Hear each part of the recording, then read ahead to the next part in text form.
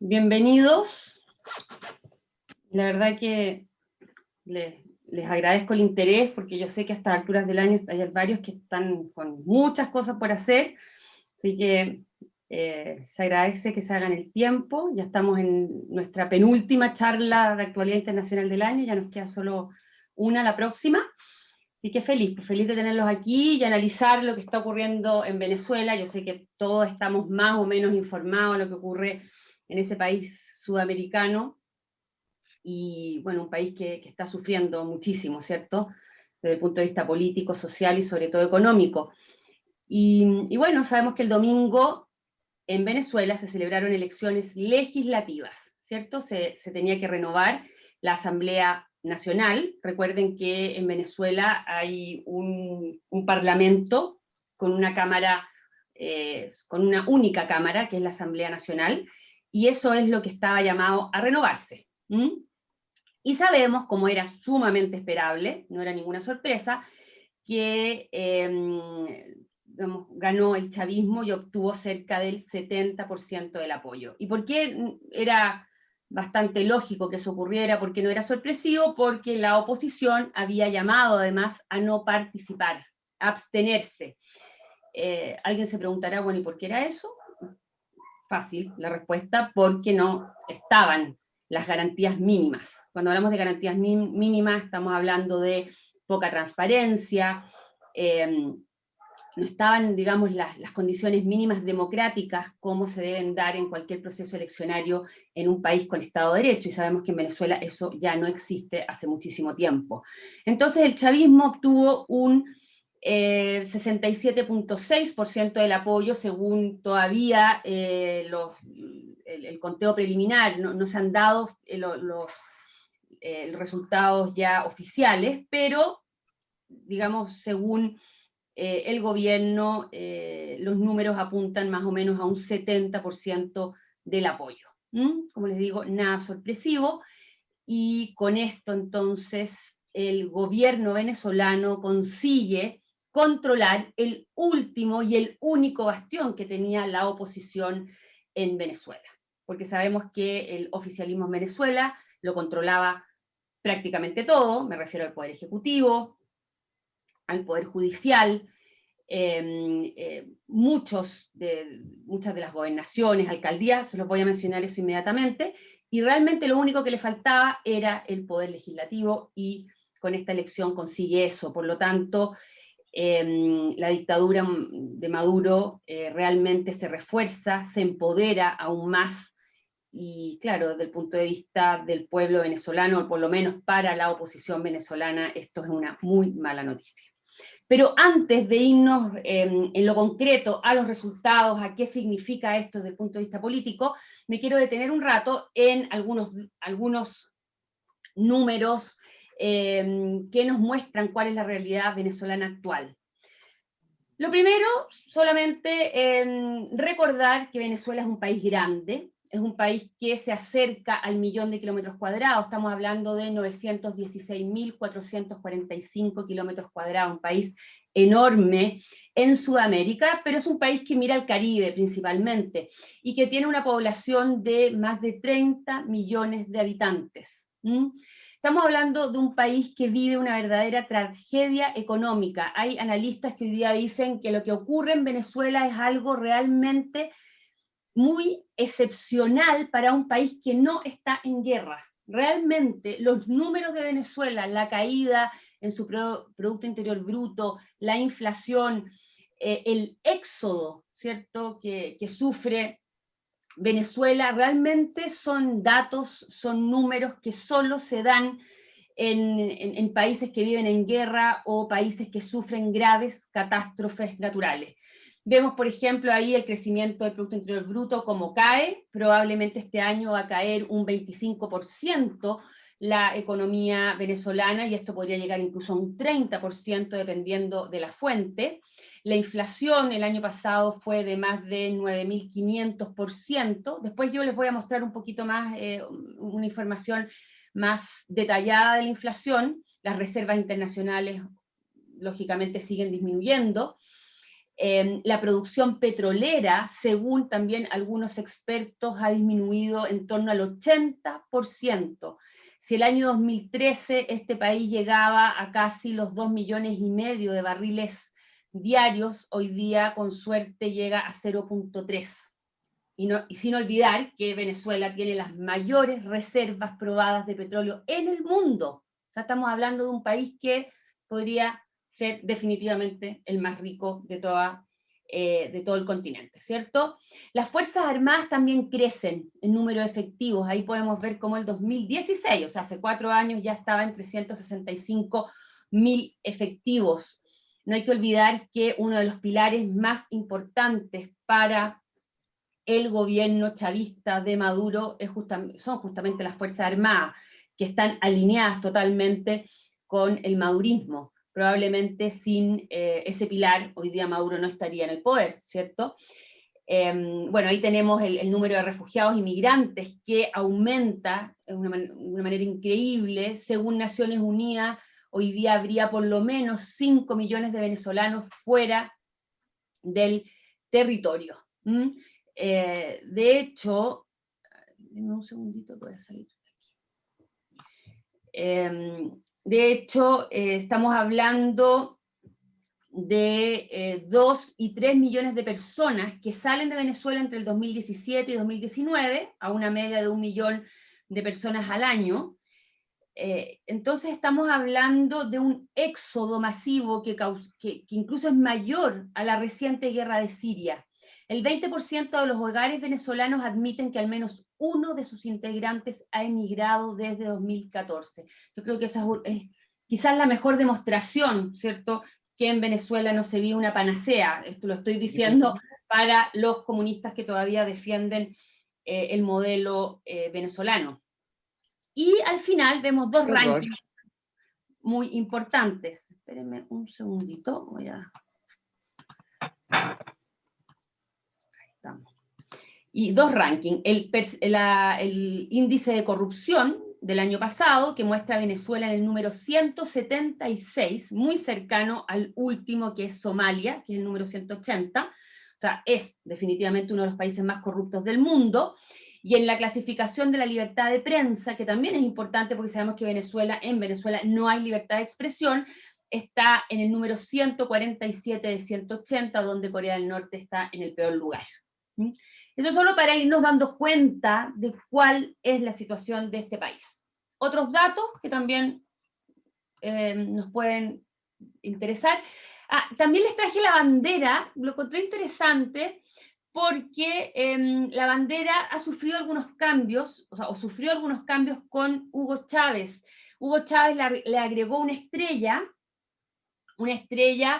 que tendría relación con Guyana. Recuerden que, ahí les voy a mostrar en el mapa, porque Guyana es un país, pero desde el punto de vista de Venezuela, prácticamente 2/3 de Guyana son venezolanos, y también le agregó el escudo. Entonces hay un cambio ahí y lo de la estrella se lo digo porque me costó muchísimo encontrar la bandera oficial, porque en general cuando vemos la bandera de Venezuela es con 7 estrellas y sin el escudo. O sea, esa es la bandera que corresponde.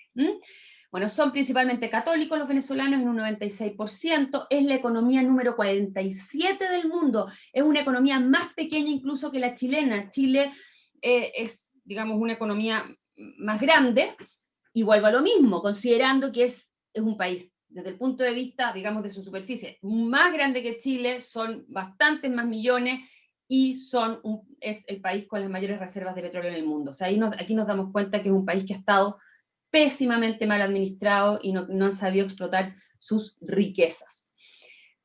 Tienen un PIB per cápita por paridad de poder de compra de $12.500 y podría ser menor actualmente, pero creo que este gráfico es muy decidor.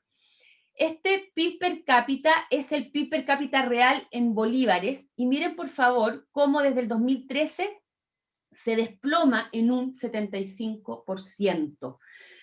Con esto regresa a niveles no vistos desde los años 40. Estamos hablando entonces de que la riqueza de los venezolanos ha retrocedido un total de 80 años. Este tipo de cosas, es un poco lo que les comentaba al principio, solo ocurren en contextos de guerra o catástrofe natural en cualquier país del mundo. ¿Mm? O sea, realmente la población se ha empobrecido de una manera increíble. El 96% de los hogares está en situación de pobreza, aquí lo podemos ver, y en extrema pobreza está prácticamente el 80% de la población. ¿Mm? Entonces, cuando hablamos de la población en situación de pobreza, estamos hablando de una población que carece de ingresos suficientes para poder cubrir el doble de las calorías diarias recomendadas, y el 80% no tiene siquiera recursos para cubrir ese nivel básico de alimentación. ¿Y esto en qué se traduce? También en desnutrición. El 30% de la población sufre desnutrición infantil, un nivel que es propio de algunos países o de los países más pobres de África. Más de 600.000 niños menores de 5 años sufren desnutrición crónica, y según estos mismos datos, el 60% de las familias admite haberse quedado sin alimentos en los últimos 3 meses por falta de dinero, y el 50% sufrió hambre en algún momento. Todo esto, lógicamente, consecuencia de la misma pobreza, del difícil acceso a la alimentación y todo lo que sabemos que ocurre en Venezuela.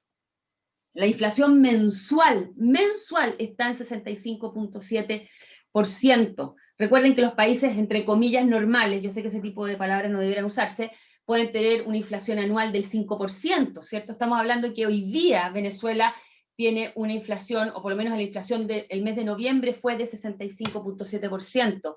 La inflación interanual, o sea, de año a año, o sea, de noviembre a noviembre, fue de más del 4.000%, y la inflación acumulada este año va en más de 3.000%. O sea, imagínense quién puede resistir eso. ¿Ah? Y sabemos que la gente más pobre, bueno, que en Venezuela son todos hoy día, son los que más sufren aquello. De hecho, estamos hablando, bueno, que el bolívar, la moneda de ellos, ha perdido realmente prácticamente el 100% de su valor desde la llegada del chavismo al poder en 1998, y el poder de compra de la moneda nacional es prácticamente nulo. Esto en la práctica, ¿qué significa? Que el precio de un menú medio en un restaurante asciende a 23 salarios mínimos, y un par de zapatos de niño más de 40 salarios mínimos, para que se hagan una idea.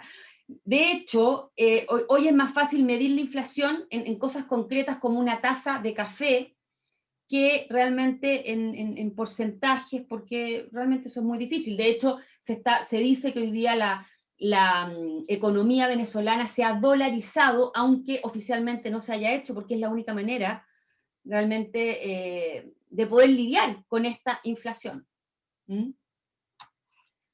Bueno, de hecho, un porcentaje enorme de los venezolanos también sobrevive gracias a las remesas, que son en dólares, y con eso pueden comprar y pueden sobrevivir. El índice Gini, recuerden que el índice Gini es el que mide la desigualdad de los ingresos, también nos muestra que la desigualdad ha aumentado en Venezuela. Porque también alguien podría decir, bueno, pero quizás están todos igual de pobres, o por lo menos quizás hay una igualdad en la distribución del ingreso en Venezuela. No, la verdad que la desigualdad también ha aumentado, y hoy día Venezuela se ha convertido en uno de los países más desiguales del mundo. Aquí tenemos, es muy comparable hoy día Venezuela con, digamos, con países africanos, aunque aquí nos muestra este gráfico. La pobreza, aquí incluso Venezuela está mejor parado que en el gráfico anterior, porque aquí vemos una pobreza del 76%, y con un índice Gini del 51%. Aquí Colombia está bastante mal también, con un 50%. Aquí no sale Chile. Chile, recuerden que tampoco sale muy bien parado con el Gini, pero porque recuerden que el número, en la medida que se acerca al 100 o al 1, o sea, sobre el 5, es peor distribución, y si es del 5 hacia abajo, se mejora la desigualdad, por si alguien no recuerda cómo funciona ese índice. Pero aquí yo creo que lo que es importante recordar es que la desigualdad ha empeorado. O sea, Venezuela tenía un mejor índice Gini, y esto ha empeorado con el chavismo. ¿Qué recursos tiene Venezuela? Ya lo decíamos, petróleo, definitivamente, gas natural, hierro, oro, bauxita, fuerza hidroeléctrica, diamantes, entre otras cosas, además de productos agrícolas. Venezuela lo tiene todo para ser un país rico, o sea, es un país rico. Este mapa nos muestra cuáles son sus recursos. Vemos que el centro norte es lo que concentra no solamente la riqueza, sino también la población. Vemos aquí el llamado arco demográfico, que concentra el 65% de su población, donde está justamente Caracas.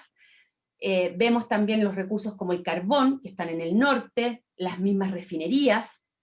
Y aquí está la famosa franja petrolífera del Orinoco, que se descubrió hace relativamente poco tiempo, y que contendría las mayores reservas probadas de crudo del mundo. Solamente esta franja petrolífera del Orinoco, que también, como pueden ver, está en el centro norte del país.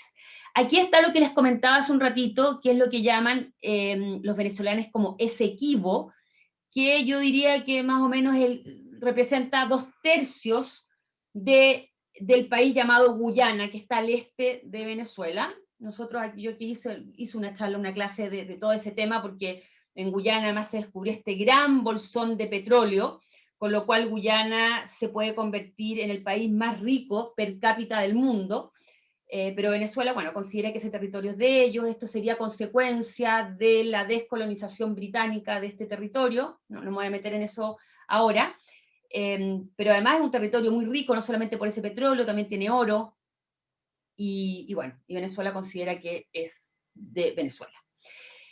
Y Venezuela no solamente tiene entonces petróleo, tiene mucho oro. Vean todo el oro que tiene aquí en la zona centro-este. También tiene coltán. Recuerden que el coltán, que estos circulitos azules, del coltán hemos hablado a propósito recuerden, del Congo, también varias oportunidades yo les hice algunas clases del tema, a propósito, como digo, del Congo, que tiene entre el 80 y el 90% de las reservas mundiales. El coltán es muy importante hoy día para toda la industria tecnológica del tipo dispositivos móviles, lo que son los computadores, los teléfonos, los tablets, para el tema de la memoria, sobre todo para poder reducir los tamaños de los dispositivos, ¿no? O sea, a menor tamaño de un teléfono necesito también tener, digamos, estas memorias más chiquititas, y eso lo permite el coltán. Yo no me voy a meter más allá porque la cosa técnica me queda un poquito grande, pero solo para que recuerden o para que lo tengan presente, que el coltán hoy día es uno de estos llamados recursos minerales raros que son muy importantes para la economía actual, y eso lo tiene Venezuela. Aquí no sale, pero también tiene diamantes, tiene de todo.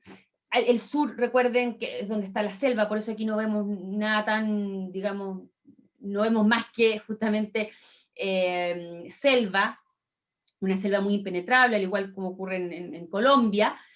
Y bueno, y toda esta frontera, ¿cierto? Esta frontera porosa por donde entraban y entran hasta el día de hoy los guerrilleros desde Colombia, que encontraban en parte, ¿cierto?, un santuario aquí en Venezuela, o encuentran. Esta ha sido la gran lucha de los colombianos con Venezuela, porque Venezuela, al estar ideológicamente muy cercanos a los grupos guerrilleros de izquierda, como la FARC, como el ELN, permitían que ellos entraran, y eso ha tenido, ¿cierto?, en una situación muy compleja la relación política entre Venezuela y Colombia. Y esta misma frontera también es la que permite a los venezolanos salir hacia Colombia buscando mejores oportunidades de vida, desde que el chavismo ha ido deteriorando la calidad de vida de los venezolanos. Bueno, este mapa después lo podrán mirar con mayor detención, pero creo que está súper interesante para tener, digamos, una visión, creo yo, más clara de lo que es este país.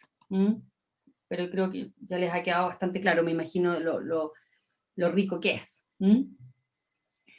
Bueno, y ahora ya nos vamos a los resultados de la elección del día domingo. Bueno, lo primero que hay que tener presente es que, bueno, arrasó el chavismo y habría conseguido entre un 67,6% y el 70% de los votos. Digo porque todavía algunos son resultados preliminares, pero principalmente por la alta tasa de abstención o la escasa participación, ¿cierto?, que habría llegado Según el oficialismo, un 31%, la participación. Eso creo yo que ya nos hace sospechar.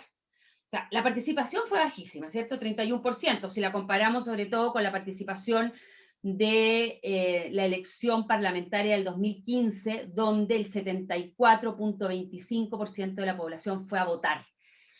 Entonces, ¿por qué digo que ese 31% ya es sospechoso? Porque eso lo dice el oficialismo, o sea, podría haber sido más baja aún. Y de hecho, la oposición señala que una ONG llamada Observatorio contra el Fraude hizo toda una investigación y llegó a la conclusión que solo participó el 18,33% de la población. Es decir, la abstención fue más alta. La abstención habría sido superior al 80%, para que se hagan una idea.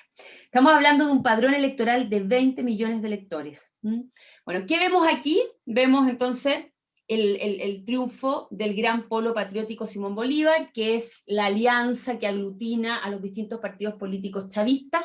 Sin embargo, creo que es importante recordar que definitivamente el partido más importante del chavismo, el partido creado por Hugo Chávez, es el que está ahí chiquitito, el primero, el PSV, que es el Partido Socialista Unido de Venezuela. Ese es el partido de Chávez, y los otros ya son partidos más pequeños, pero que también son adictos o están unidos al madurismo, al chavismo hoy día.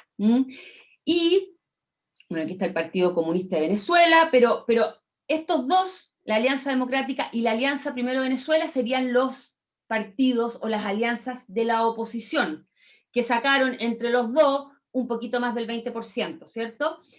Pero aquí creo que también es muy interesante tener presente que sacaron eso porque hubo una parte de la oposición que participó en la elección. Y eso explica el que hayan sacado un porcentaje que es bastante menor, pero que consiguieron al fin algo. Pero sí les voy a explicar yo el por qué, o sea, qué pasó ahí. Y denme un poquito, un tiempito, porque eso es lo que se los quiero explicar en relación al fraude o que hay detrás de esta irregularidad en las elecciones del día domingo. Bueno, y por si acaso, Voluntad Popular es uno de los tantos partidos políticos. A todo esto estamos hablando de una política muy fragmentada, son muchísimos los partidos políticos que participan en Venezuela, con todos los obstáculos que puedan llegar a tener, pero dentro de la oposición hay muchos partidos políticos, entre ellos los más importantes es el Acción Democrática, el COPEI, y Voluntad Popular quizás les suene un poco más porque justamente es el partido de Juan Guaidó, del llamado presidente encargado, ¿cierto?, que es este presidente paralelo, que recuerden, está reconocido por alrededor de 50 países en el mundo, y ahí tenemos a Leopoldo López, que también es de Voluntad Popular. Yo les voy a ir contando en qué están y cómo está la cosa. Y Primero Venezuela es otro de los partidos también bastante relevantes, porque es el partido de... no, miento, me retracto. No he dicho nada. Después les voy a hablar de lo que les quería decir. Bueno, así que ese es más o menos el panorama. Entonces, la Asamblea Nacional queda teñida de rojo, podríamos decir, y va a quedar con mayoría absoluta del madurismo. Por lo tanto, realmente Maduro va a poder, digamos, hacer lo que quiera, en el sentido de que va a poder legislar y va a poder conseguir que las leyes que él realmente quiera sacar adelante, no va a tener ningún problema en hacerlo. Como les decía, entonces, tras el resultado, el gobierno pasa a controlar la Asamblea Nacional, el único poder que estaba en manos de la oposición desde el 2015, y entonces con este triunfo agrega el Parlamento al poder que mantiene el chavismo en Venezuela. Les voy a comentar cuál es la situación. Hoy día, o antes de esta elección, ya el gobierno, el madurismo, controlaba 19 de las 23 gobernaciones, manda en 305 de las 335 alcaldías, tiene 227 de los 251 diputados de las asambleas legislativas regionales, y casi 9 de cada 10 concejales en los parlamentos municipales son afines al oficialismo. A lo que hay que añadir la evidente influencia en el Consejo Nacional Electoral y el Tribunal Supremo de Justicia. O sea, lo único que le faltaba, porque como pueden, ya les mencioné, está todo prácticamente en manos de Maduro, del gobierno de Maduro, le faltaba el Parlamento. Entonces con esto ya Maduro no debe querer más, porque tiene ya todo en sus manos para continuar en el poder. Y alguien se estará preguntando, bueno, ¿y cuánto tiempo le queda a Maduro en el poder? Maduro acaba de asumir, no acaba, pero él, digamos, se presentó en las elecciones de fines del año 2018, los periodos presidenciales duran 6 años, o sea, tiene todavía un buen ratito para estar en su segundo periodo, y además no hay que olvidar que la Constitución venezolana permite la reelección indefinida. O sea, él podría, sin tener que violar la Constitución, presentarse todas las veces que quiera. Lo que sí va a tener que planear ahí el fraude, ¿cómo lo hace? Digo, porque según Data Analysis al menos, él cuenta solo con el 12%, 12.7% de aprobación. Pero si se las ingenia, va a poder presentarse todas las veces que quiera y no creo, o sea, no sé en realidad qué estará planeando, pero todavía le queda para rato. Este gráfico es muy interesante porque nos muestra los votos que ha ido consiguiendo el Partido Socialista Unido de Venezuela desde la elección del 2012, cuando Chávez estaba ya muy enfermo, recuerden que es la última elección a la que él se presenta, y el año 2013 se presenta Maduro porque ya murió Chávez. ¿Ah? Y esos son los votos que consigue el Partido Socialista Unido de Venezuela en la realidad. ¿Ah? Porque también vamos viendo que la participación va bajando mucho. Entonces, vemos, imagínense, más de 8 millones que consigue el año 2012 el partido chavista a esta elección del domingo que solo consigue 3,5 millones de votos. Esa es la realidad al final, ¿cierto? ¿Ah? Que a uno se le olvida un poco porque uno siempre se queda con los porcentajes. Lo mismo que pasa aquí en Chile, desde que tenemos el voto voluntario, ¿cierto? Es bien impresionante cómo yo estuve revisando también los datos, teníamos antes participaciones, claro, del 80% y un presidente salía con el 50 y tanto, y ahí realmente ganaba con una cantidad de votos increíble en comparación ahora que las elecciones se ganan con participaciones del 42%, que no se comparan con una participación del 80%, claro, antes teníamos voto obligatorio. ¿Mm? En Venezuela, bueno, me imagino que se estarán dando cuenta que el voto es voluntario. ¿Mm? Es de los pocos países en América Latina que hay voto voluntario, que es el caso de Venezuela, Chile, y hay un par más. Bueno, ahí cada uno tendrá ahí su opinión, porque se supone que el voto, o sea, en los países, digamos que se defiende el voto voluntario es porque es un derecho, pero en los países que se defiende también el voto obligatorio es porque defienden la idea de que es un derecho y es un deber. ¿Ah? Y parece que se nos olvida que es un deber y por eso votamos tan poco. Pero bueno, entonces aquí vemos cómo cae, ¿cierto? Cómo decae el apoyo hacia el chavismo, y creo que queda súper claro ahí. Bueno, les quiero contar un poco en qué se basan las acusaciones de fraude de la oposición. Yo creo que a todos nos da la sensación de que esto no fue muy transparente, pero yo creo que hay algunas cosas bastante concretas, sobre todo que explican el por qué, por ejemplo, la Unión Europea de antemano, hace mucho rato, decidió no enviar observadores internacionales. ¿Ah? Porque eso también creo yo que a algunos nos puede llamar la atención, porque una cosa es que a nosotros nos vuela a poco fiable Venezuela, pero también de antemano no enviar observadores y señalar de que todo el proceso está viciado, puede sonarnos un poquito, no sé si raro, pero uno siempre piensa de que la comunidad internacional intenta por lo menos apoyar el proceso y decir, bueno, si no nos huele bien, mandemos observadores internacionales, tratemos de que las cosas se hagan de la mejor manera, por último, en favor de los venezolanos. Bueno, aquí hay algunas cosas que son muy importantes de tener presente. Por ejemplo, que el gobierno de Maduro nombró a esta mujer como presidenta del Consejo Nacional Electoral de Venezuela el pasado junio. Y alguien dirá, bueno, pero eso es muy malo, eso estará, digamos, ¿por qué viola la ley? Bueno, ¿por qué viola la ley? Porque la constitución del país señala que el nombramiento de la presidenta o presidente del Consejo Nacional Electoral corresponde a la Asamblea Nacional. Es decir, el gobierno violó transgredió la Constitución al nombrarla a ella y no permitir que lo hiciera la Asamblea. Entonces aquí ya tenemos, digamos, un mal inicio, y eso lo vio la comunidad internacional. Se le criticó a Maduro directamente cómo era posible que el gobierno, aparte que eso también es insólito, porque se supone que digamos, la entidad, en este caso el Consejo Nacional Electoral de Venezuela, o cualquier entidad de este tipo, tiene que ser lo suficientemente independiente para que dé garantías, y aquí lo que hace el gobierno es asegurarse de tener a un personaje que haga la pega sucia al final. Esa es la sensación que nos queda, creo yo, a todos. No, y de hecho, Alfonso, esta mujer, que fue primera vicepresidenta del Tribunal Supremo de Justicia de Venezuela, es decir, fue primera vicepresidenta del, entre comillas, Corte Suprema de Venezuela, ya había sido sancionada por Canadá al acusarla de participar en el supuesto fraude que favoreció la reelección el año 2018 de Maduro. Claro, alguien dirá, ¿y qué importa lo que haga Canadá? O sea, a lo que voy con esto es que ya estaba en el ojo, en la mirada de la comunidad internacional, de Canadá, ya la tenían fichada, digamos. Ya esta mujer la elige Maduro para estar al frente del Consejo Nacional Electoral de Venezuela. Ese es el primer antecedente. Y lo segundo, y mucho más grave, yo diría que ya gravísimo, y que quizás se nos pasó por alto, pero que fue tremendo, fue la intervención al llamado G4. Al G4, ¿qué es el G4?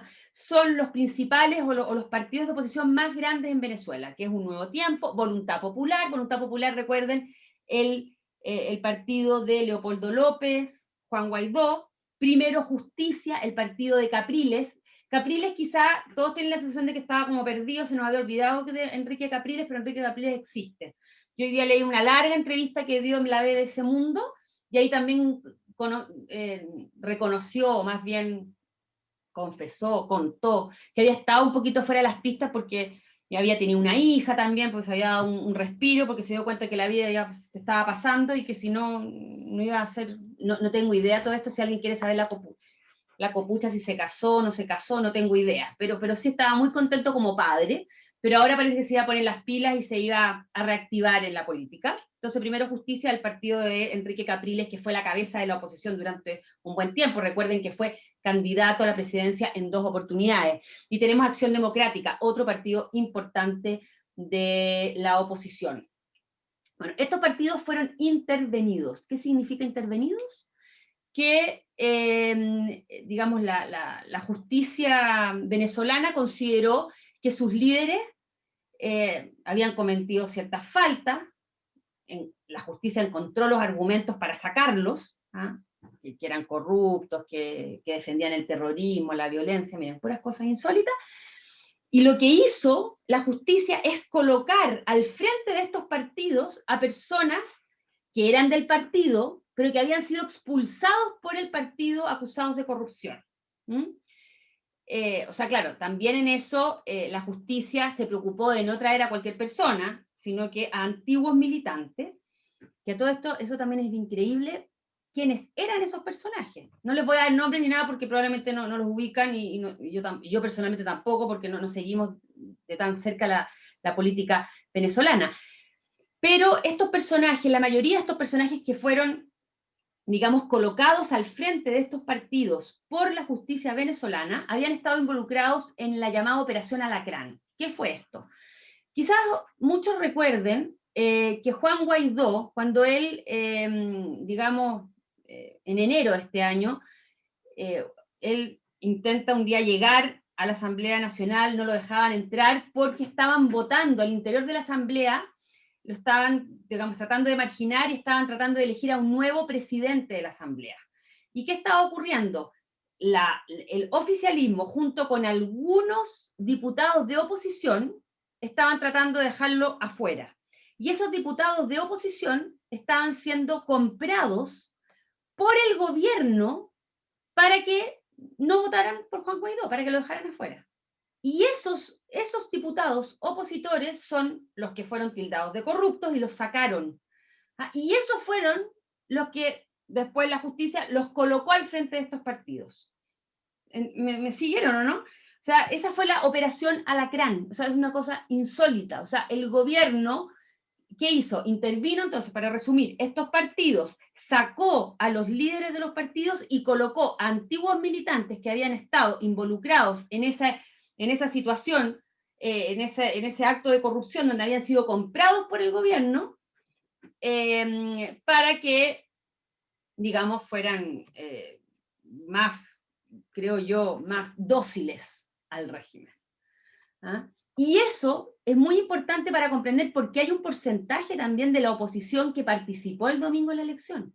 Porque muchos de estos líderes, ¿cierto?, que son, no sé, no quiero llamarle pro gobierno, porque probablemente no les gusta el madurismo, el chavismo, pero sí de alguna manera, y quizás con algunas luquitas, estuvieron dispuestos a hacerle caso al gobierno y participaron para dar una cara un poquito más democrática a la elección del día domingo, porque era también muy impresentable que ningún partido de la oposición, ¿cierto?, participara en el proceso. Entonces, los 4 partidos fueron intervenidos, incluido el COPEI. El COPEI, recuerden que es uno de los partidos históricos, al igual que Acción Democrática, pero el COPEI, como hoy día es un partido muy minoritario, no es considerado como parte del G4.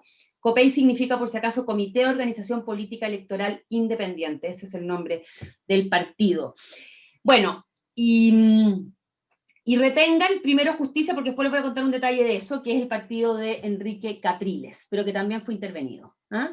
Así que ese es el segundo acto, o el segundo antecedente que, digamos, y esto habrá ocurrido, no sé, mayo, junio también de este año, digamos, este hito también fue conocido por Estados Unidos, la Unión Europea, y que también va explicando el por qué la comunidad internacional iba viendo con muy malos ojos las elecciones del domingo pasado.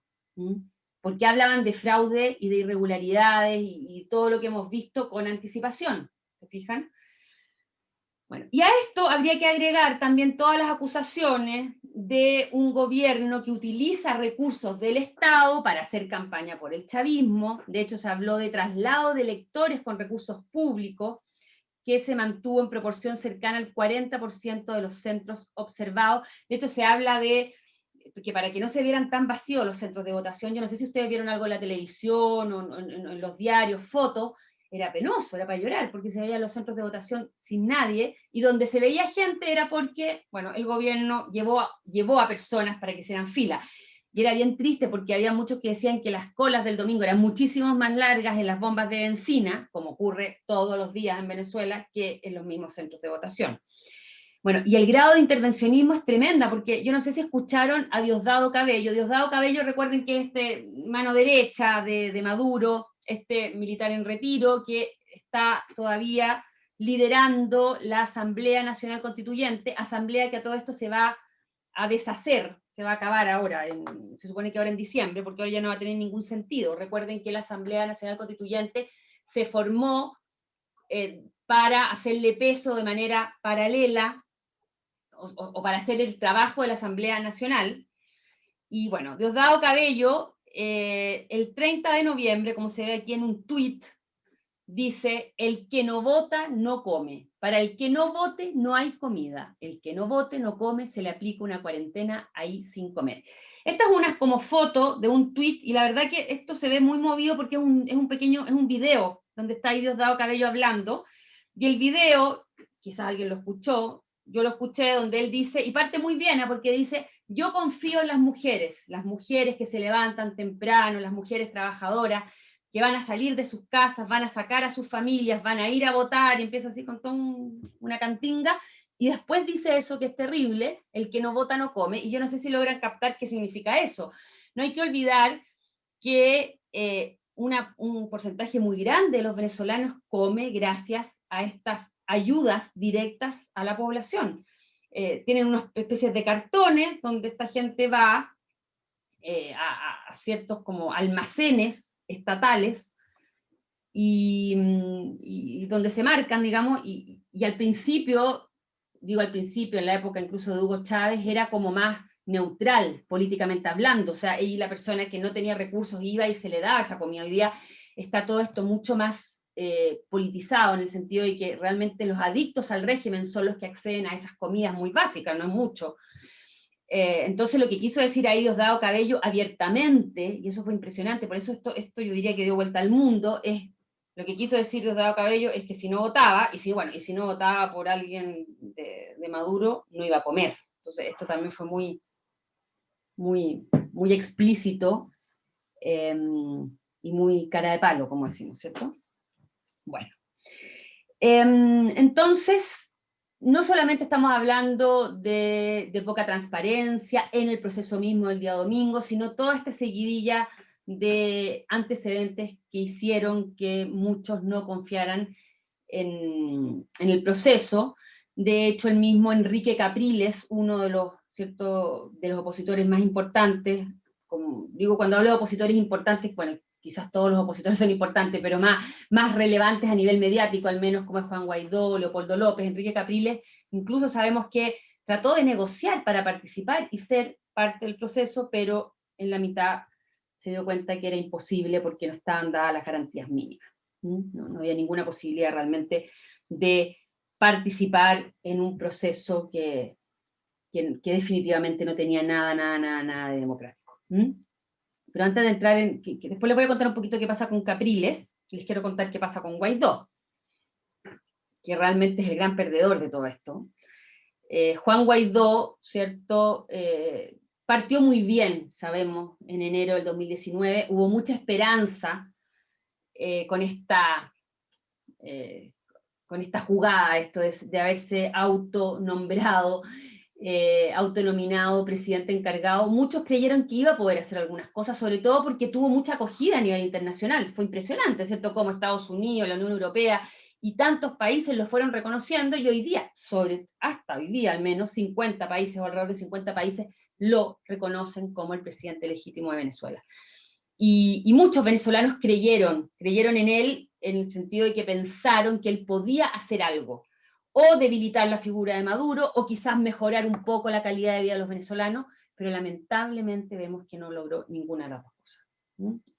Y su popularidad también ha ido bajando. En febrero del 2019 llegó a tener un 61% de apoyo, y hoy día lamentablemente solo está en un 25%. Y no solamente tiene esto es según Data Analysis, por si acaso, una encuestadora, una de las más importantes en Venezuela, y no solamente tiene poco apoyo de la población venezolana, sino que, y aquí viene quizás lo más complicado, la oposición, los distintos partidos políticos y todos los que lo apoyaron, hoy día realmente dudan de que él sea la figura más idónea para liderar la oposición. Entonces, yo iría concluyendo que realmente ha fracasado su estrategia, hay que cambiarla, porque no resultó, definitivamente. Pero vamos a recordar un poquito cómo llega él ahí, qué ha hecho y por qué se puede decir que ha fracasado. Yo creo que también hay que ser justos, ¿cierto? Bueno, primero recordar que el año 2015 hubo elecciones que al menos fueron consideradas, no sé si súper transparentes, pero sí al menos en esas elecciones pudo ganar la oposición, ganó la oposición, y de hecho aquí vemos la Asamblea Nacional saliente, así se llegó a conformar. ¿Ah? La unidad democrática, o la Mesa de Unidad Democrática, ¿cierto?, consiguió 112 escaños versus los 55 del chavismo. Y la verdad que fue increíble porque consiguió incluso la mayoría calificada o cualificada para incluso llevar a cabo o, digamos, intentar convocar a un referéndum revocatorio.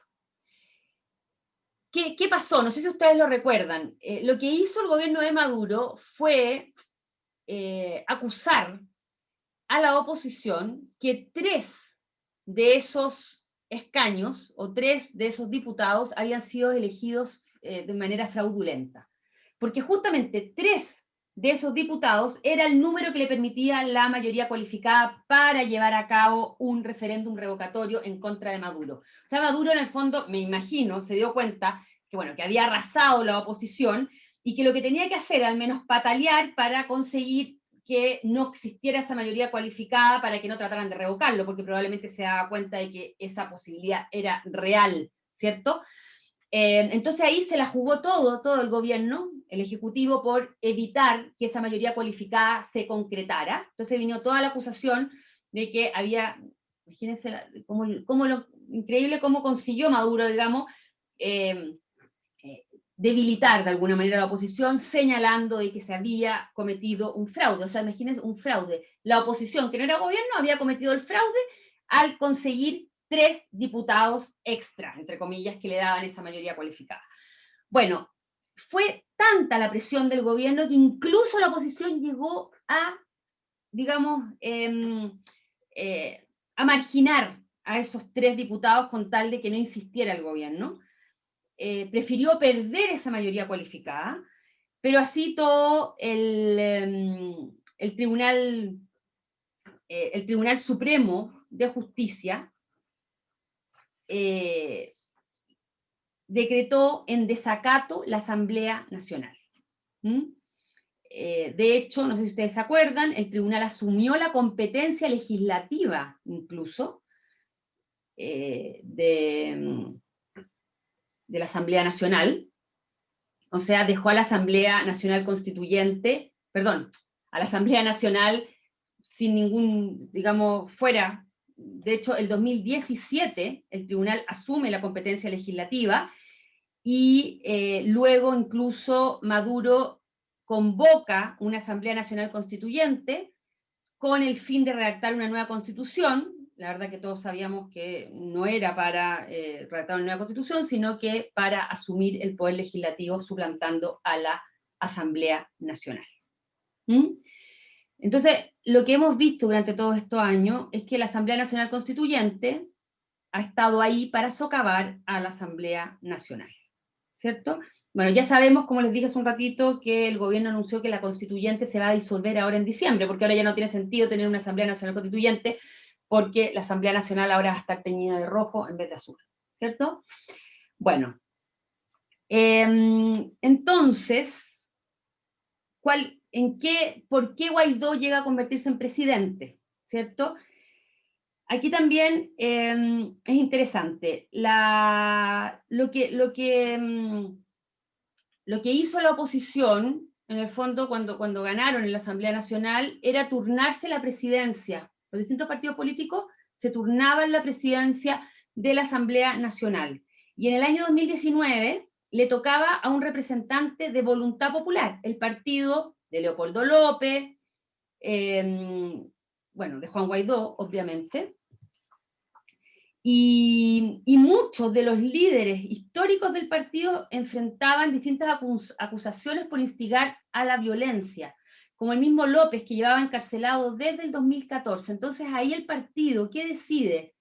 Elegir al diputado más joven, a Juan Guaidó, que no tenía acusaciones.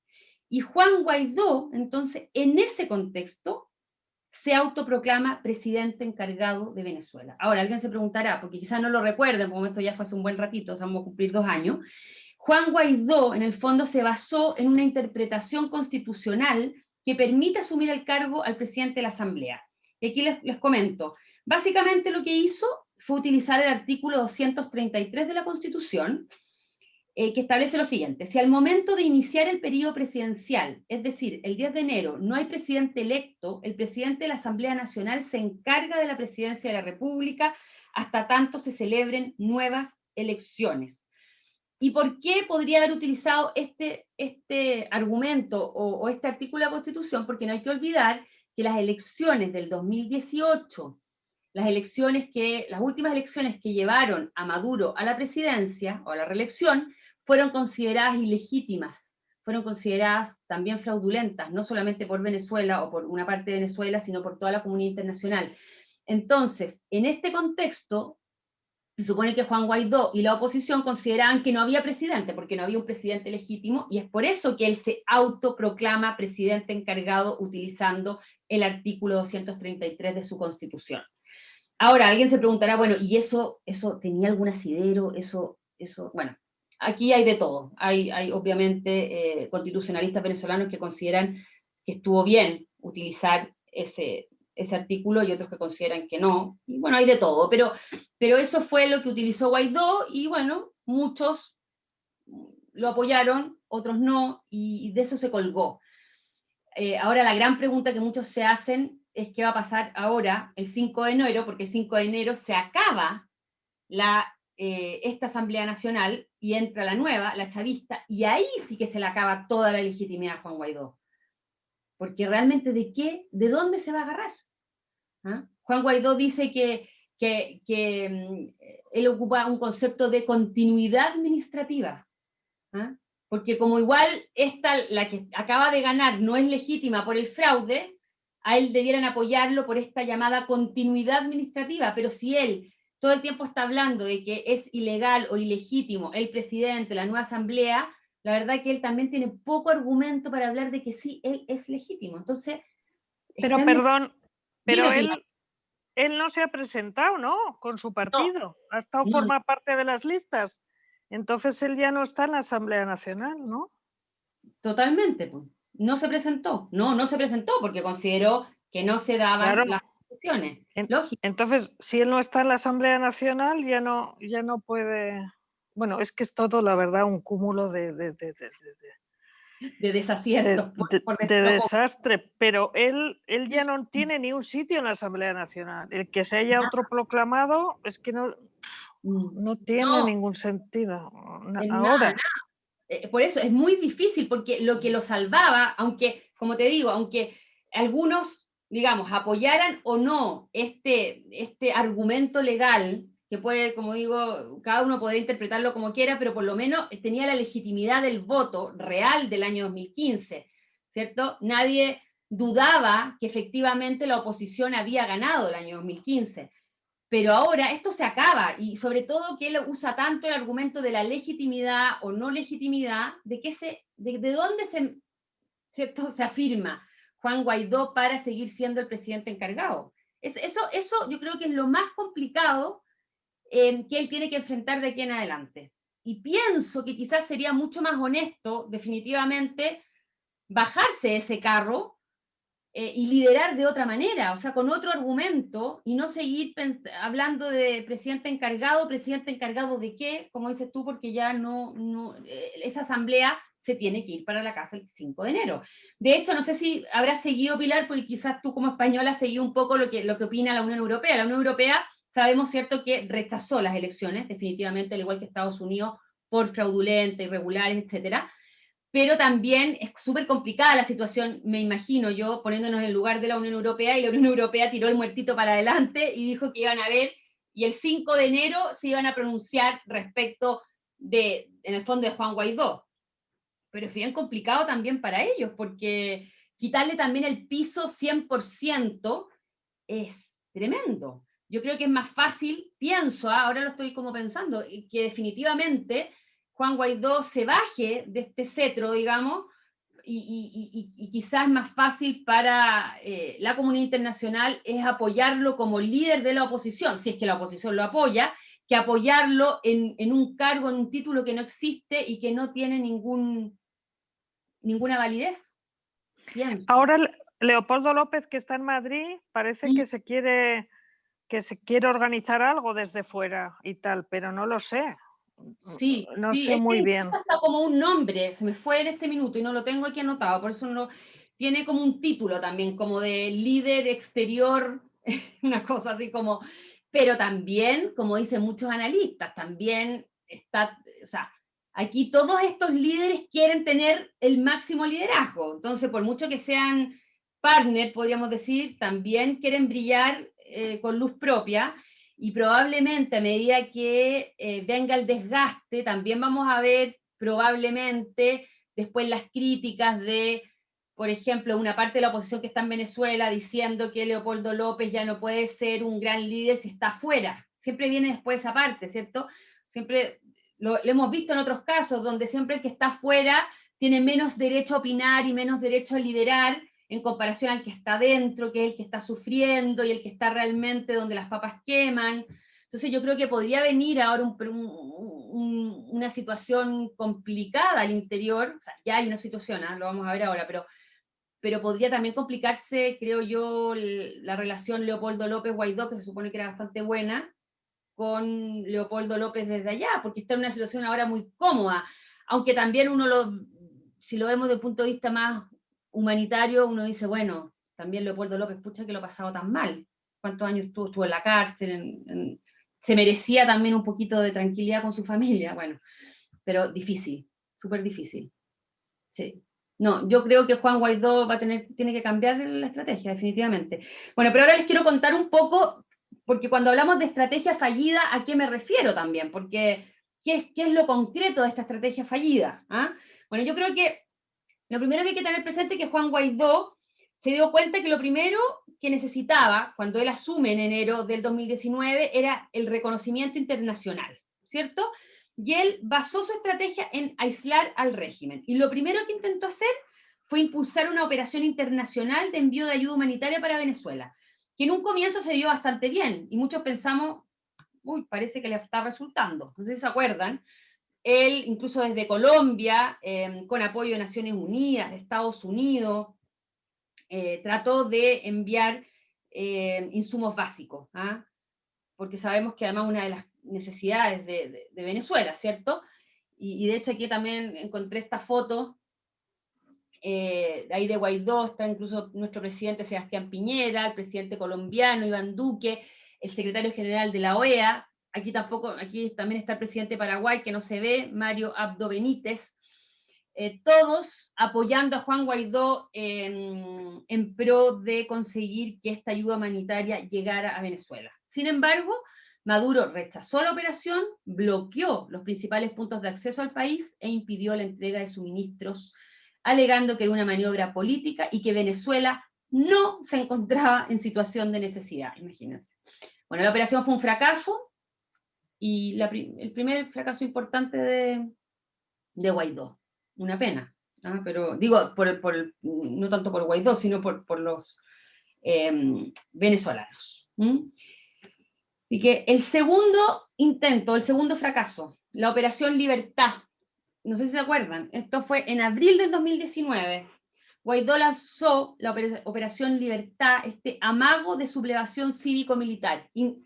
Aquí Guaidó, hay que decirlo, consiguió contactar con algunos militares que no estaban nada de contentos con lo que está ocurriendo en Venezuela, y quizás aquí también hay que decirlo, algo bueno consiguió, que fue liberar a Leopoldo López. Leopoldo López estaba en ese momento en la cárcel, lo logró sacar con ayuda de algunos militares, entre comillas, rebeldes, pero lo que pretendía Guaidó realmente era que los militares se fueran plegando a esta operación y que finalmente se lograra derrocar a Maduro, y eso no resultó. Yo no sé si ustedes se acuerdan, fue bien impactante. Yo recuerdo haber prendido la televisión y ver a este Guaidó ahí con megáfono llamando a la gente, llamando que la gente saliera de sus casas, a los militares que se sumaran, pero lamentablemente para Guaidó y quizás para muchos venezolanos esto tampoco resultó. Pero algo bueno, digo yo, desde el punto de vista de Leopoldo López, él consiguió salir, y ahí es cuando él se refugia en la Embajada de España en Caracas.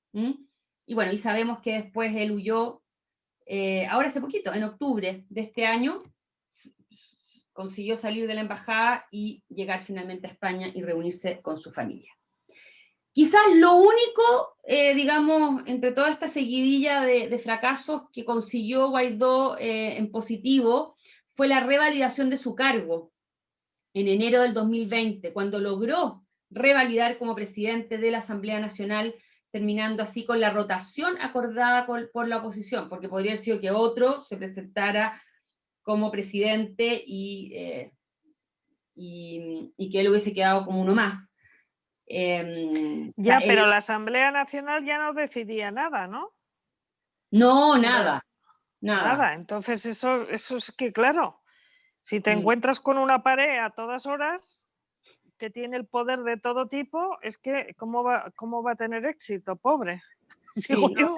no, sí, yo a lo que voy Es que con es este comentario imposible. es que por lo menos Ya. conseguía el apoyo en el fondo, o sea, él consiguió demostrar que en ese momento, por lo menos, en enero del 2020, tenía todavía el apoyo de la oposición, porque lo apoyaron de seguir como presidente de la Asamblea, aunque la Asamblea no haga nada, ¿te fijas?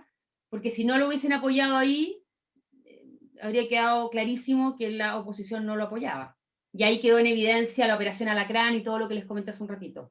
¿Mm? ¿Se entiende? Ya. Pero no, estoy totalmente de acuerdo. La Asamblea Nacional, desde el momento que primero el Tribunal, digamos, Superior de Justicia y después la Asamblea Nacional Constituyente usurparon digamos, las funciones de la Asamblea Nacional, la Asamblea no tuvo nada que hacer. Solamente emitir comunicados y declaraciones de buenas intenciones, pero no, nada más. Han estado ahí para nada. Estoy de acuerdo contigo, Pilar. Una triste historia. ¿Mm? Así que, no, desde el punto de vista Maduro, si lo vemos desde el punto de vista Maduro, lo han hecho estupendo, porque igual lograron marginar a la Asamblea Nacional y quedaron ahí de adorno, naturalmente. ¿Mm? Absolutamente.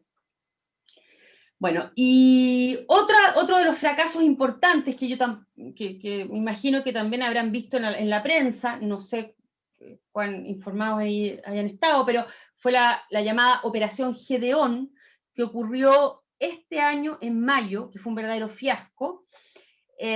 Fue como tengo aquí anotado, un esperpéntico intento de incursión militar perpetrada por contratistas estadounidenses y paramilitares venezolanos.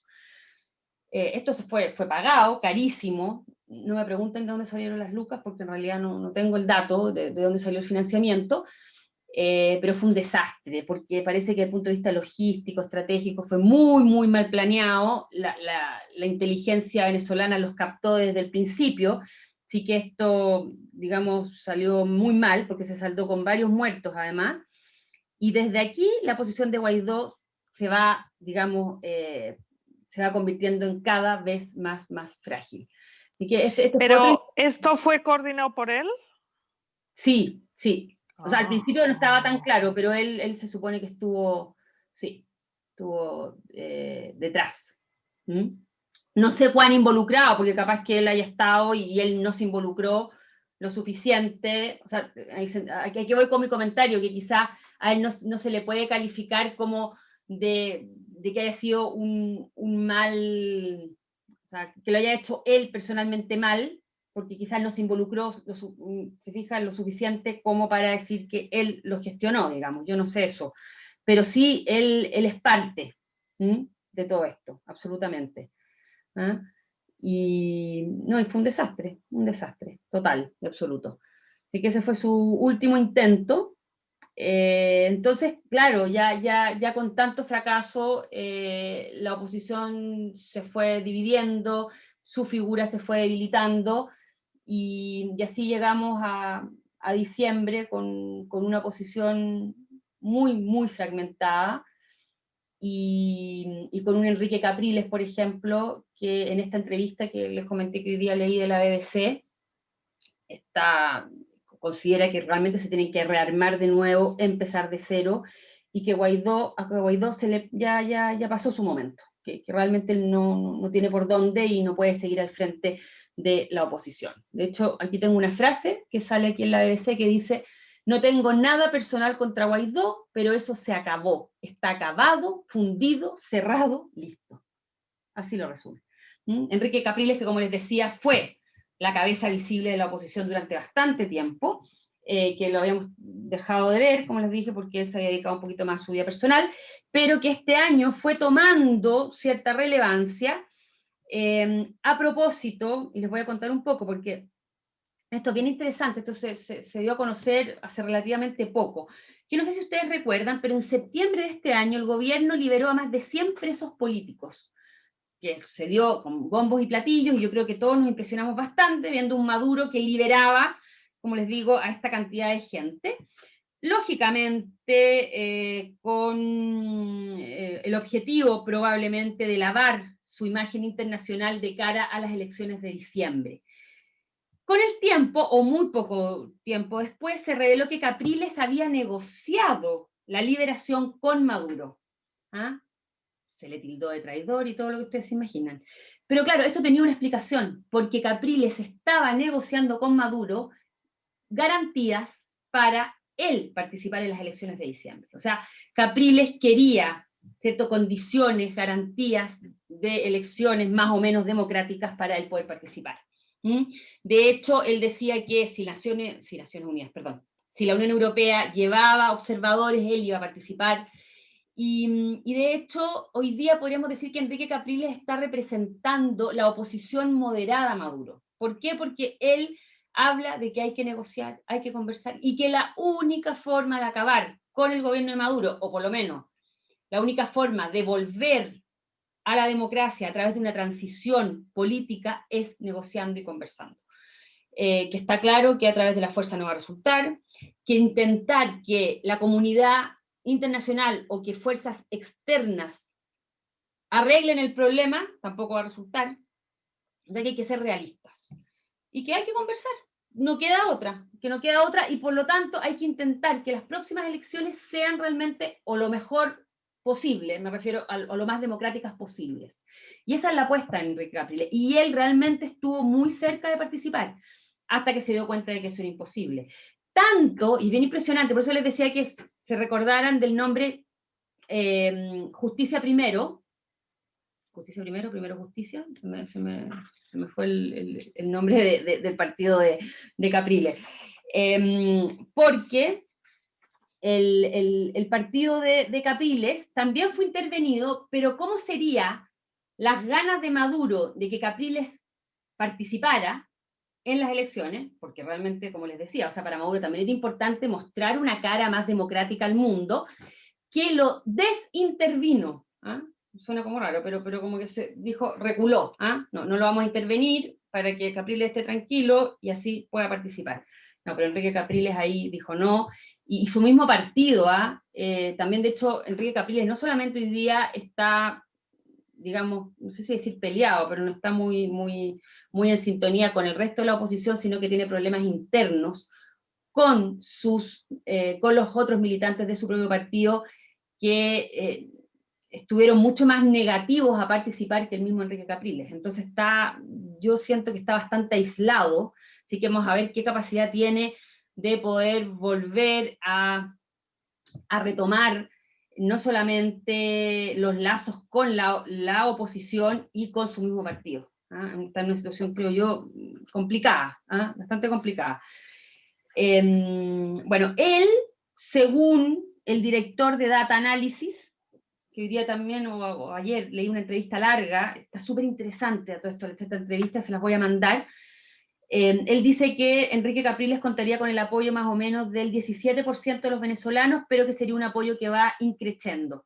Bueno, esta entrevista, a mi juicio, está muy interesante, esta entrevista que les comento del director de Data Analysis, porque bueno, es un hombre que maneja las cifras, las estadísticas, es un hombre que está analizando la realidad venezolana, pero me parece que es una visión bastante objetiva y moderada, donde él, por ejemplo, señala que hoy día los venezolanos no están así, digamos, tan blanco y negro, donde sí los venezolanos en su mayor parte están por el cambio, pero no sé, me dio la sensación de que era una entrevista que aportaba mucho, en el sentido de que las cosas eran más complicadas de lo que parecen, definitivamente, y que, por ejemplo, algo que le ha ayudado mucho a Maduro, que esto suele suceder, igual que el caso de Cuba, por ejemplo, las sanciones económicas de Estados Unidos contra Venezuela, por ejemplo, ha conseguido que muchos venezolanos consideren que la pobreza, digamos, el drama económico venezolano no solamente se deba a una mala gestión del gobierno venezolano, sino que también se deba, en gran parte, a las sanciones norteamericanas, por ejemplo.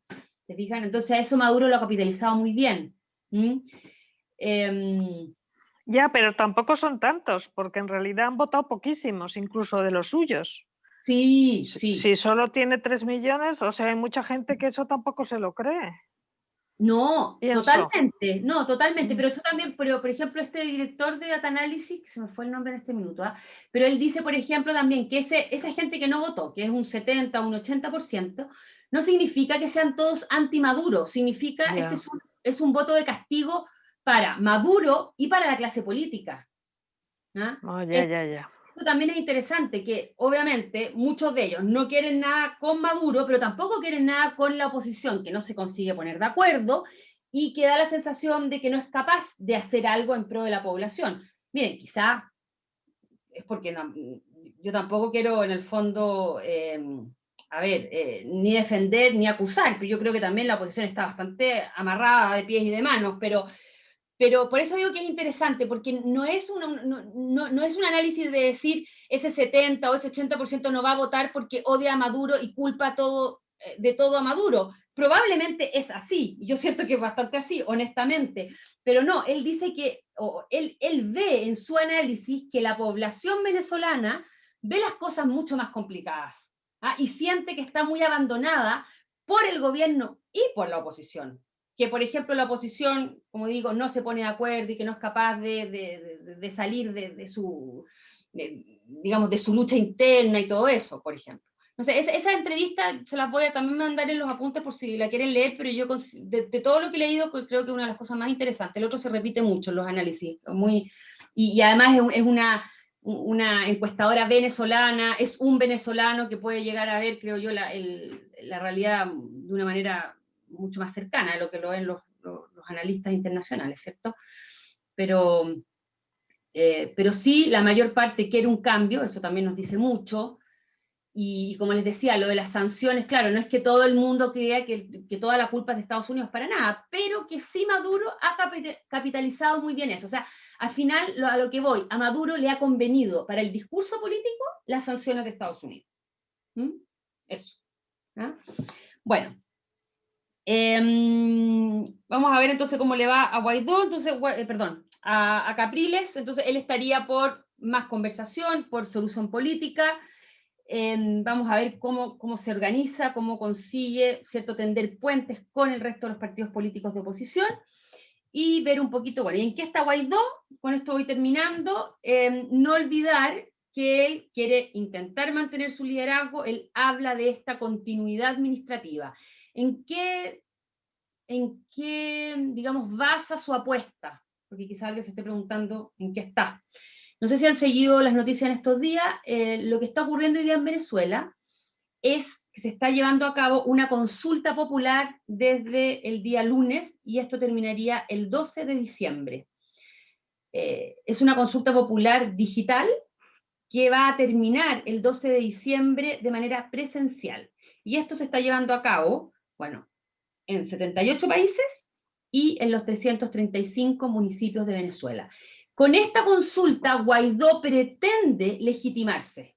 O sea, todo lo que él se supone que ha perdido en este último tiempo y además que va a perder el 5 de enero porque se acaba la asamblea, ¿cierto?, de la cual él es parte, él pretendería, ¿cierto?, sostenerse de alguna manera gracias a esta consulta. Alguien se preguntará, ¿y cómo le ha ido? Yo honestamente no miré las noticias ahora en la tarde, pero este día en la mañana no había ninguna novedad. Se había comprometido Guaidó a ir dando a conocer los resultados durante la semana. Hasta ayer decía que no podía dar muchos números, que estaba todo estupendo, pero sí que había mucha participación. En todo caso, ya señaló que había muchos ciberataques, probablemente del gobierno, que no quieren que esto siga, digamos, avanzando. Y bueno, alguien quizás se pregunte qué es lo que se está planteando en esta consulta popular. Se supone que hay tres preguntas fundamentales. Una, en relación a la usurpación de la presidencia por parte de Nicolás Maduro, o sea, en el fondo preguntarle a la gente que qué opina de esa usurpación y que si estarían de acuerdo con realización de elecciones presidenciales y parlamentarias libres, justas y verificables. Esa sería la primera pregunta. Una segunda pregunta, si en el fondo están o no de acuerdo con que las elecciones del domingo fueron o no un fraude. Y la tercera pregunta es en relación un poco a la situación de Guaidó. Si es que él, digamos, tiene el apoyo de los electores para revalidar su gestión. Y bueno, y como líder también, digamos, como líder para rescatar la democracia y la atención de la crisis humanitaria y todo eso. Es que no tengo las preguntas literales, por eso me he demorado un poquito ahí en dar la idea. Bueno, todo un poquito vago, ¿ah? Son esas preguntas un poquito muy de plebiscito, muy, no sé, no, yo creo que debieron ser preguntas más cortas, más concretas, más, pero por ahí van, y debiéramos conocerlas, y se supone que a partir de eso Juan Guaidó debiera sentirse validado, legitimado, y podría, supuestamente, seguir al frente del país como presidente encargado. Pilar. Pero eso es una consulta virtual, ¿no? Virtual O sea, y presencial, ¿ah? El 12, ¿cuándo estamos a 12? Estamos a... pasado El mañana. domingo, el domingo sería, ¿o no? Pero No, ¿cómo el se va a sábado. organizar? ¿Dónde van a organizar los Bueno, ellos lo están... colegios selectivos? No sé, no sé el detalle, pero lo están organizando para que ese día haya una parte presencial, que es muy importante en el caso de Venezuela, porque en Venezuela, imagínense, o sea, no crean que tanta gente tiene acceso a Internet. Por eso lo decía yo. O sea, que Sí. esto de hacerlo por internet es como para tener una idea, ¿no? Mm. Pero claro, ¿qué idea es esa si hay mucha gente que no tiene ni los medios para poder Sí. Bueno, por responderlo? eso yo creo que es interesante al menos que se hayan planteado la posibilidad presencial, vamos a ver si les funciona, pero que sea parte del proyecto, del plan. Yo creo que igual eso es válido, o sea, es Si les lo hace. funciona y si les dejan, claro. Sí, sí. Porque yendo mucho para atrás, ¿Mm? decías, fracasó totalmente Guaidó en lo de la ayuda humanitaria. En ¿Mm? realidad lo organizó y tenía la ayuda humanitaria, lo que pasa es que Sí, no le no lo dejaron dejaron entrar. entrar. Sí, No es le verdad. dejaron entrar. Es que, Mm. claro, es que es imposible, realmente, es una situación. Mm, Sí. ya, Sí, no, y tuvo la intención y todo, claro, pero viendo los resultados, es que hay que hablar, es que al final, sí, claro, claro, claro. sí, que si nos Bueno, quedamos en los resultados no le resultó. Y lo de esta consulta, bueno, habrá que ver. También, perdón, otra cosa que se me queda en el tintero, no solamente Venezuela tiene el problema del acceso al Internet, cuánta gente tiene ese acceso. Yo lamentablemente no tengo el dato exacto, no lo tengo, digamos, cuál es el grado de penetración del Internet en la población venezolana. Pero sí les puedo decir que también está clarísimo que Venezuela tiene, por ejemplo, uno de los peores Internet del mundo, de los más lentos. Entonces, claro, es muy difícil también, algo que puede ser muy simple en un país como Chile o España, que es llegar y entrar a una aplicación y votar, en Venezuela puede ser un dramón lograr entrar y lograr algo que para uno puede ser muy fácil. Entonces, vamos a ver qué grado de éxito tiene esto. De todas maneras, creo yo, independientemente lo que resulte para Guaidó de esto, puede ser súper interesante como dato estadístico. ¿Ah? Yo creo que puede ser, yo creo que por lo menos encuentro interesante tener el resultado. ¿Ah? Y si está bien hecho, estadísticamente hablando y todo, puede ser un aporte, un aporte. Pero hasta ahí llego, ¿ah? Hasta ahí llego. Bueno, en todo caso, para ir terminando, se habla de que Maduro está buscando consolidar su sistema político llamado a esta altura es neodictatorial, porque la verdad es que él en esta forma, él trata de mantener las formas democráticas, pero al final es dictatorial porque logra, ¿cierto?, cooptar todas las instituciones, ¿cierto? ¿Y por qué digo neodictatorial? Porque al final no hay separación de poderes, ¿cierto? No hay un Estado de Derecho, no hay libertad de expresión. Entonces, realmente hablar de democracia es imposible. Digo los analistas o los expertos en Venezuela, es que el principal objetivo de Maduro de ahora en adelante es tratar de alguna manera de mejorar la situación económica de Venezuela, y para eso él necesita ayuda internacional. y cuando hablo de ayuda internacional, básicamente me refiero a contratos con empresas de países aliados, porque es lo único a lo que él puede aspirar, ¿cierto?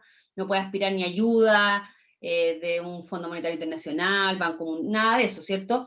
Pero sí puede llegar a acuerdos con empresas internacionales de países aliados como China, como Rusia, como Turquía o Irán. Y para eso es muy importante que en el papel, por lo menos, tenga, por ejemplo, una Asamblea Nacional que dicte ciertas leyes que en el papel parezcan legales, parezcan legítimas. ¿Ah? Probablemente él ha recibido ciertas instrucciones también de estos países donde le han dicho, mira, tú tienes que hacer esto, lo otro, para que nosotros te podamos ayudar. No lo digo yo, lo dicen algunos analistas, y por eso era tan importante también contar con una Asamblea Nacional adicta al gobierno. ¿Mm? Bueno, bueno, la oposición está en una situación muy, muy complicada, donde el único terreno donde pueden confrontar al régimen es desde la política. También sabemos que cuentan con la ventaja diplomática. La mayor parte de los países, al menos más poderosos del mundo, están del lado de la oposición y no con Maduro. No hay que olvidar, por ejemplo, que la Corte Penal Internacional, ¿cierto?, ya está evaluando acusar, o por lo menos considera que hay razones para, por ejemplo, acusar a Maduro por violación a los derechos humanos, pero todo ese tipo de cosas son lentas y la oposición no puede esperar a que ese tipo de cosas avancen, porque sabemos que además de repente no avanzan, ¿cierto? Y eso, y bueno, y el 5 de enero a Guaidó se le acaba el piso institucional que tanto necesita para continuar con su liderazgo. Entonces está muy, muy complicada la situación de Guaidó, así que vamos a ver en qué termina esta consulta que les comentaba. ¿Y el ejército? ¿No hubo algunos que les apoyaron? ¿Qué pasó con aquellos? Bueno, hay muchos que han terminado la cárcel, que han sido perseguidos, los que por ejemplo, apoyaron a Guaidó en su minuto, otros que han arrancado, muchos de ellos han salido del país, pero también el gobierno se ha preocupado de aceitarlos, como se dice, ¿cierto? De irlos subiendo el sueldo, de ir aumentando el número de efectivos, como les dije al comienzo. Así que es muy difícil pensar que las Fuerzas Armadas se vayan a fracturar, podríamos decir. Y es bien increíble también, el otro día justamente leí acerca de del general ahí, que, miren, es que los cargos se me van, pero una especie, como el comandante en jefe, digamos, que estaba muy preocupado porque sentía que de alguna manera Maduro lo tenía muy ahí, lo estaba mirando ahí, entonces estaba haciendo todo lo posible para mostrarse muy leal al régimen y que incluso estaba tratando de llevar a cabo, por ejemplo, una reforma constitucional para incluir a la milicia bolivariana dentro de las Fuerzas Armadas, algo que es inconstitucional. O sea, vemos ese tipo de maniobras de algunos generales, de algunos militares importantes, para todo el tiempo estar mostrándose leales al régimen y para que no caer en desgracia. Que eso puede ser tremendo para algunos. Pero en general, se supone que los que están ahí son leales al régimen y el gobierno está muy, muy atento a que exista esa fidelidad, porque si no, bueno, son perseguidos y chao nomás. Porque como les comenté, pues, son un pilar fundamental para que Maduro siga al frente del país. Muy importante. Oigan, también les traje esta, yo no la voy a leer, pero para que la vean después en la presentación, que le puedan echar una mirada, que está actualizada porque hasta el 6 de diciembre, con rápidamente un poco el resumen del historial de Maduro, desde, digamos, el inicio como conductor de autobús y dirigente sindical, hasta las elecciones para renovar el Parlamento, boicoteadas por Guaidó y los principales partidos políticos de oposición.